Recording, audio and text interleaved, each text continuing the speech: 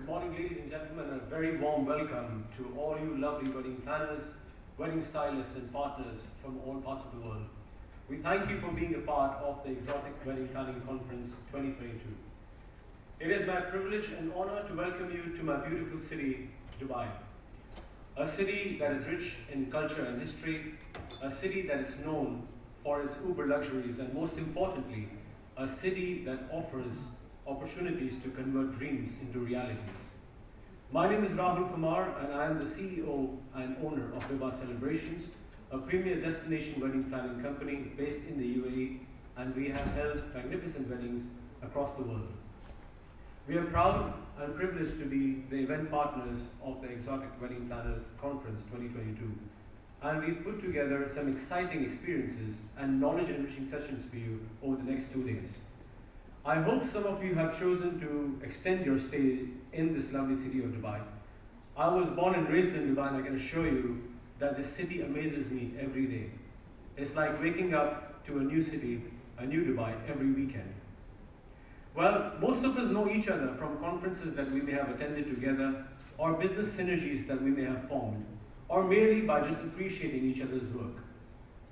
The EWPC works on 3 main principles, which is connect, collaborate, and celebrate. Across nations, it is very important to understand that networking is an important and powerful tool.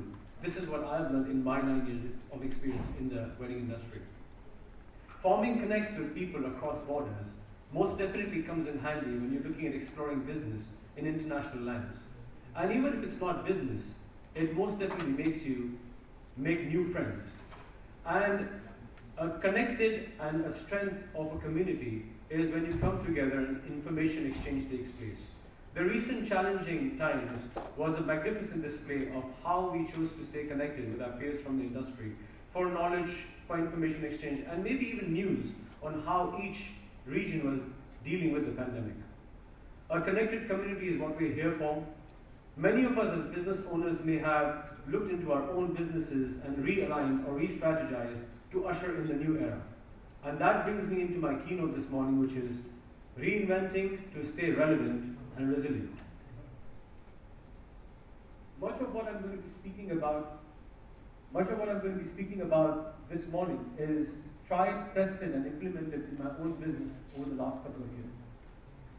A great Greek philosopher once said, "Change is the only constant." Whether we're individuals or businesses, we need to learn to adapt to the ever-changing dynamics around us. For me, in my life and my business, my greatest inspiration has been this very country that I was born and I live in, which is the United Arab Emirates. There could not be a finer example of how a country can be so resilient and relevant with changing times. A country that has always stayed ahead of the curve.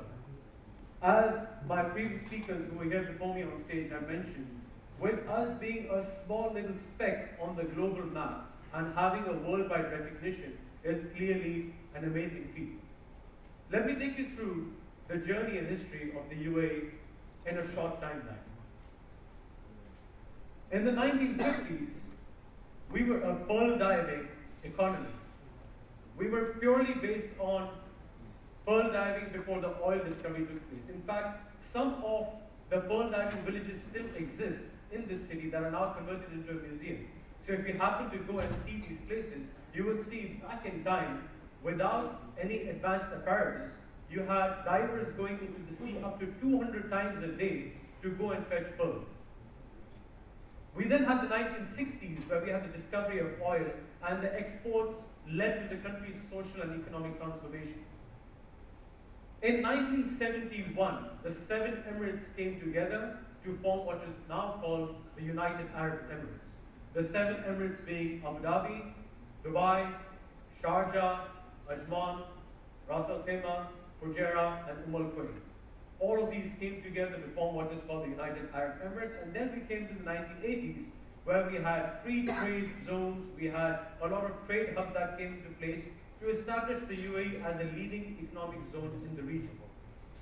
Coming to the 2000s, the leadership of the country developed a 20-year plan to attract foreign investment through real estate, business setups, and tourism. So you would see through time and journey, they've constantly reinvented themselves. And this brings us now to the Expo 2020 that we're currently enjoying, and we wait with bated breath to see what our leadership holds for us in the future.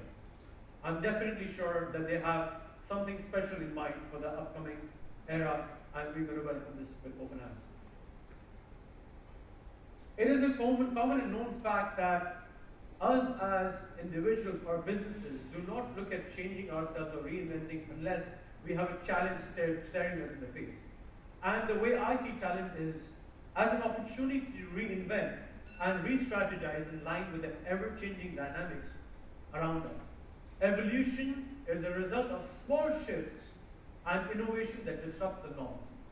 If we were to look into all those keywords that mentions in your opportunities, reinvent, re-strategize, evolution, innovation, disruption, much of this is things that we have seen in the last couple of years. And it has shaped up, I'm sure, to be the better, whether it's us as individuals or as businesses. Most of us knows this gentleman, Dwayne Johnson. He says, only when you lift heavy, you get stronger. And this is not just workout and fitness in the gym. It also means responsibilities as an individual, or also means things that you will do for your business. One of the most important ways that you can future-proof your business is through realigning business strategies. Start with a lean team, and this is what we did. When the pandemic started surfacing in the early 2020, most of our team members chose to go back to their homes and their families and spend time with them. The few team members that retained and stayed back, I had a question that stared me in the face saying, should we shut shop and revive and restart again when things get better, or do we continue as usual? Just like Rishi mentioned earlier, where they chose to continue business, that's what we did. We worked with a lean team, with the right set of people to maintain continuity. And the reason I did that was, think of your business as a shop on a high street. If you shut shop and you've got your shutters down, passers-by would probably think you're shut for good, or they do not know when you're going to open. But if you have your shop open and the lights are on, even with just one individual there, passers-by on the street still know you're in business, and when they're ready to buy, they come to your store. And that's what we did. We stayed awake, we stayed relevant, we stayed up with our business with a lean team. When you move from a lean team to gradually rebuild, it's very important that you maintain and retain those relationships with your loved employees. If they have to go, or if you let them go, please maintain and retain those relationships, because when you have to rebuild, it makes better sense to bring back your own staff and team members so that they can understand how you need to function all over again. Slowly rehire, but cheaper talent can cost a lot. If you were to look at hiring talent for cheap, understand that they are representatives of you and your business out there. And if they're not able to represent you right, that's the damage done right there. So it's better to rehire slow, but with trusted employees and team members that have worked for you in the past and understand the essence of the company. And hire wisely. It is important to assess human capital ROI.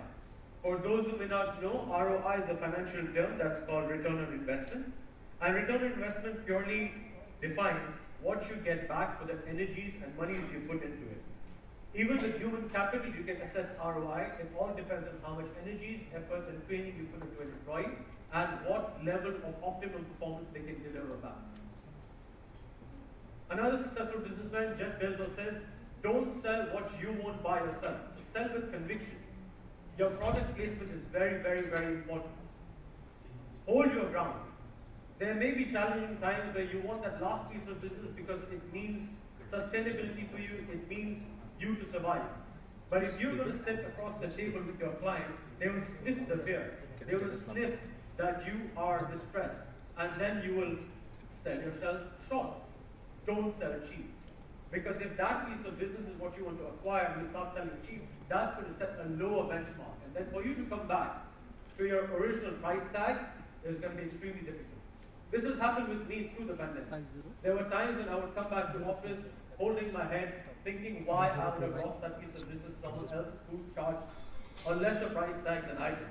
But I could sleep peacefully knowing that the only reason the client went to the other gentleman or the other company is because they had a cheaper price tag.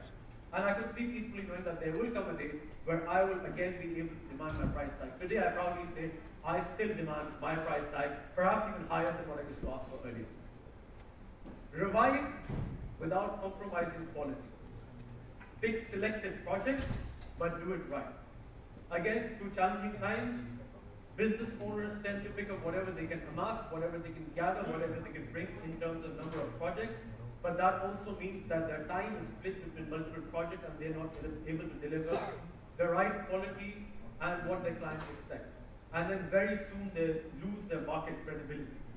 Pick projects slow and easy. There will come a time where you will revive and you look back at challenging times and be happy about how you sailed through the storm. This brings me to what I've just been saying. Knowing what to leave out is just as important as knowing what to focus on. That says Warren Buffett, a world-renowned investor. You can also do future-proofing through Community Connect, which is very, very important. Being relevant, being seen out there is what's going to keep you active in the business front. Recognition over remuneration. Money will follow. But if you do your job right, with passion, with sincerity, your clients and your potential clients out there will see that you're out there to deliver product which is of a certain quality, build your own brand. Us as a company at Vivaah Celebrations, we've always been conscious of the fact that I want to deliver the best quality product, build a brand, and that will eventually get others to refer me, and that will eventually get me the monies that I want. So I personally chase recognition versus remuneration. Social media is one of the most powerful tools in the world of marketing. If you were to go and see our handle on Instagram, which is called Vivaah Celebrations, you will see we're one of the most active pages in the region when it comes to the world of weddings. That's because there's fresh content every day, and this need not necessarily be only weddings or projects that we've done.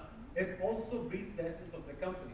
It's got things like our walkthroughs. It's got things like reviews. It's got VC tips, where we speak of what one needs to do if they're doing their DIY wedding. It's got so much content in there day in, day out that our past clients, our potential clients, our partners look up and see what there is new that we have to offer. Social media is one of the most powerful tools, whether it's Instagram, whether you're looking at Twitter, looking at Facebook, and to an extent, LinkedIn, which was supposed to be a business forum, has also started to become a bit of a social platform where people connect and meet up on professional forums.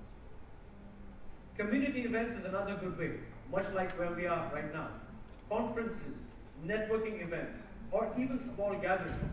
We've got Rio here from Pride Club, and she does quite a lot herself in terms of putting small little networking evenings, bringing the community together. Community events goes a long way. You're seen, you're present there, and you're more relevant. If you're out of sight, you're out of mind. People will remember you.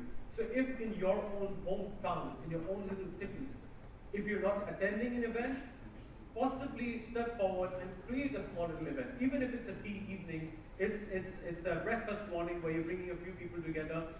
Information exchange, staying relevant, definitely keeps you ahead and keeps you resilient. Finally, I would like to close this by saying the fact that we are all here means we have all survived. We are here, and together we will conquer.